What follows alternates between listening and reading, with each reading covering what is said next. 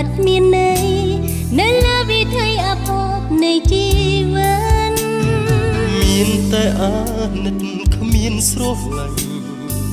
តែត្រូវចោះចាញ់ចាញ់ព្រំលីខិតដែលខំរិតឲ្យយើងបានជួបនឹងគ្នាអាពីពីនៅក្នុងគុកពណ៌ស្វាយនៅចិត្តកាយតែឆ្ងាយស្នេ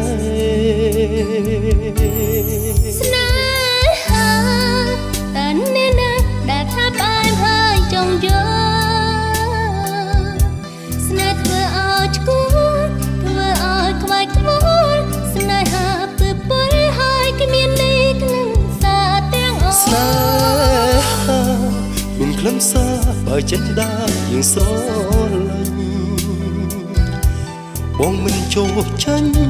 ហើយខំតស៊ូបងខំចិត្តខ្លួនឯងមកស្រឡាញ់រូបអូនវិញស្នេហ៍